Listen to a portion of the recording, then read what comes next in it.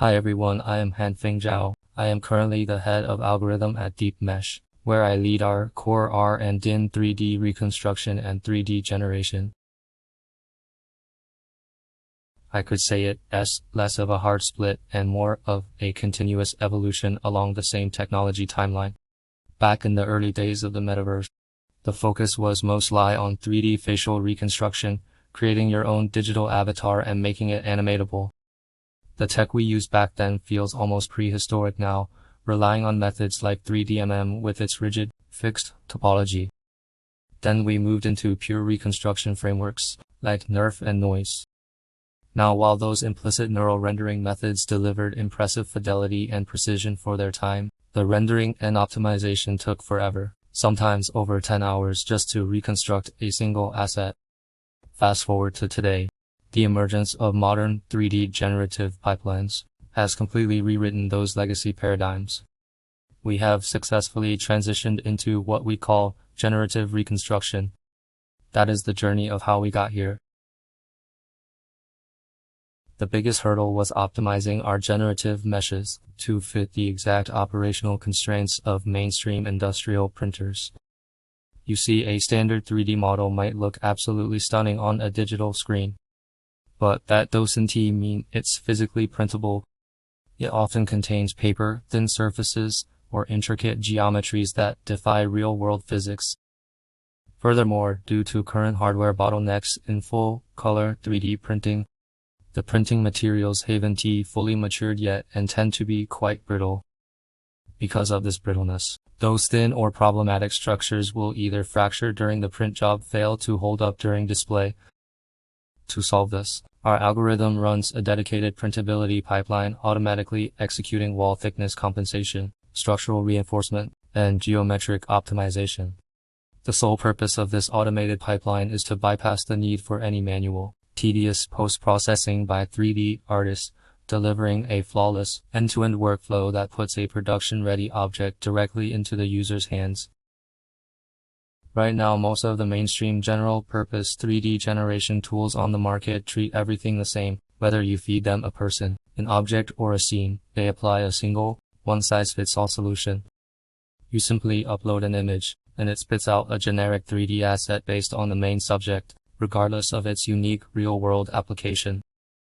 But what we are building is entirely different, a suite of end-to-end, domain-specific solutions engineered to understand and solve the exact real-world tasks of our commercial clients and power users.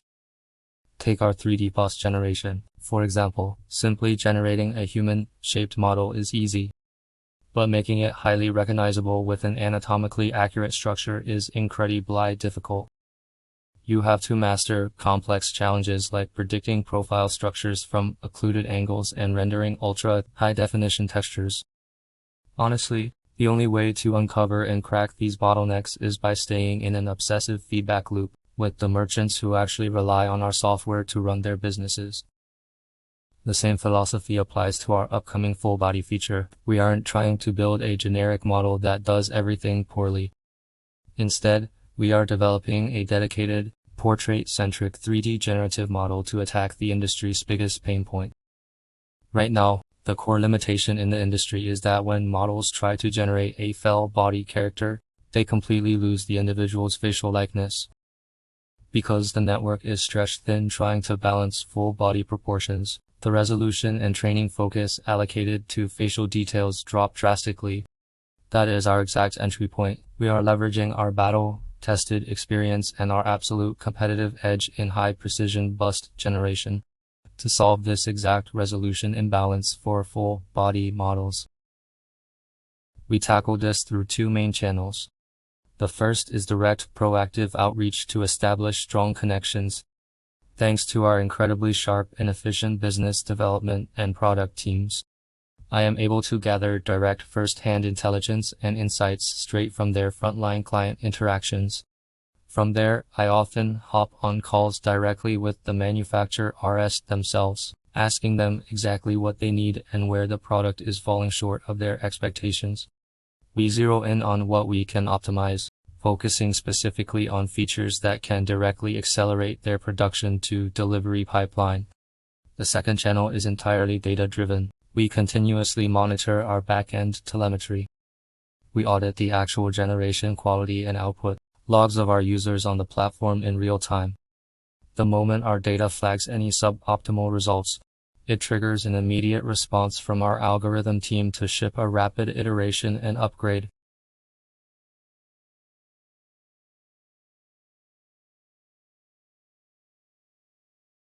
I'd like to focus less on past experience and more on where the future of our industry is headed. In the past, 3D reconstruction and 3D generation existed in two completely different silos. They were treated as isolated methodologies. Reconstruction relied purely on traditional geometric, multi-view or sparse view synthesis, while generation followed its own distinct probabilistic and deep learning roadmaps. But recently, we are witnessing a massive paradigm shift where that boundary is completely blurring.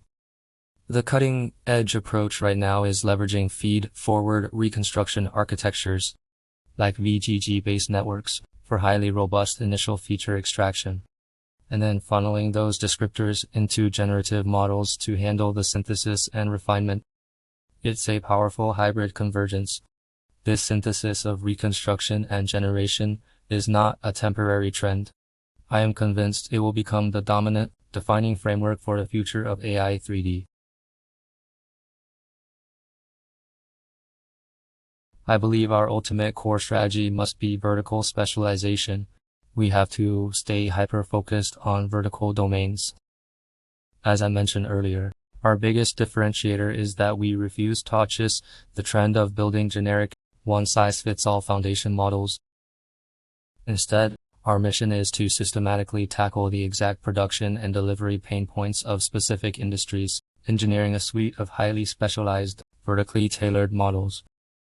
This strategy is exactly why we started with human portraits, leveraging our proprietary hardware scanner pods, which have become our massive competitive edge.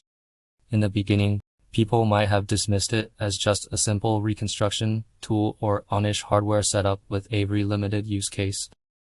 But today, as the entire industry faces a severe shortage of high-quality 3D data assets, especially photorealistic human models, this hardware-software integration has proven to be an incredibly high-yield business model. Anchored by this proprietary data engine, we've successfully mastered high-precision busts. We are scaling into full-body models, and we will continue to unlock a massive range of highly scalable extensions, all centered around human digitization. Honestly, my biggest hope is that everyone just dives in and puts it to the test. Whether it's our existing ecosystem or the new pipelines we're about to ship. Please, don't hold back on your honest feedback. You can drop your comments directly through our platform's messaging portal. Because I truly believe that, from day one, an algorithm team must avoid building in an ivory tower or getting trapped in our own technical echo chambers. We have to cross-reference every single mathematical model with real-world user feedback. That is the only way to drive meaningful optimization and make our product truly world-class. Ultimately, it's about refining our core technical capabilities to deliver a completely frictionless experience for our downstream partners, empowering them to unlock maximum real-world value.